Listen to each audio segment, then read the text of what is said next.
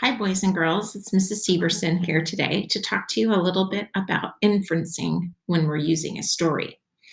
So, if we remember, or if you can recall, what an inference is using what we already know. Sometimes we call that our schema, and evidence from the text to read between the lines and figure out what the author might be saying. But another way that readers use this is also to predict what's happening in the story. That helps readers sometimes figure out words and a storyline and how the story might go or unfold. So today we're going to do this using a book. The book is called Imogenes Antlers. I'm going to share it with you. So Imogenes Antlers is by David Small. We're not going to read the whole book today, friends, but this book is available on Reading Rainbow and a couple of other places where actually you can sit and listen to somebody else read it to you. It's a super fun book. We're just going to look at a few pages today and practice with our inferences.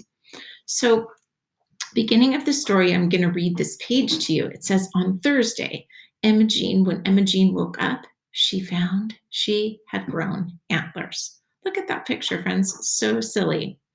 But right away as a reader, I start thinking to myself, what do I know about antlers? I know that antlers are pretty big. I know that they don't belong on people, that they belong on animals sometimes. And I also think to myself, well, if I woke up with antlers, I bet I'm going to be having some challenges. And maybe, friends, when you're inferring what I just inferred now, you might validate that by being correct and looking at what happens next. Let's see. Getting dressed was difficult. So there we go. The first showing a challenge that Imogene is having with antlers. But now I'm going to infer that maybe Imogene is going to have some more challenges because what I already know about getting ready for the school day, it involves more than just getting dressed. There are other things that it involves. So if I could sit here and think, gosh, maybe she might have a challenge eating breakfast. Maybe she might have a challenge getting her backpack on. So I'm thinking about these things that might happen in the story. Maybe these things that I'm thinking are right. Let's see. Oh my goodness, boys and girls, this page says, and going through the door now took some thinking. And there is Imogene having some challenges getting through the door as she's getting ready for her day. Now, I didn't predict this exact one, but I knew that she was going to be faced with some challenges. Let's see what happens next. Now, in this part of the story, the page says Imogene went into the kitchen. Lucy, the kitchen maid, had her sit by the oven to dry some towels. Lovely antlers, said Lucy.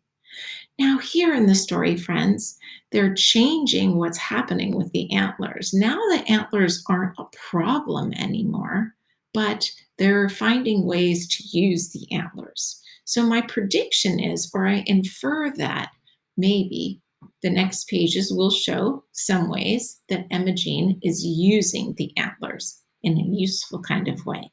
Could you think right now, friends, maybe infer what antlers could be useful for if they were on your head? Think about that. Might be kind of silly, right? Here, so funny, we see Imogene sitting in the garden and they're using the antlers as a bird feeder. And actually, the kitchen maid put donuts on the antlers in the story. And there Imogene sits with her antlers on, using it as a bird feeder. Again, I'm predicting and I'm inferring what might happen. What do I know about antlers? I knew at the beginning that there were some challenges, but now the story is taking a turn and making them useful. And the next page, friend, says, you'll be lots of fun to decorate come Christmas, said Miss Perkins. So they're also looking ahead to see how those antlers could be useful in the future.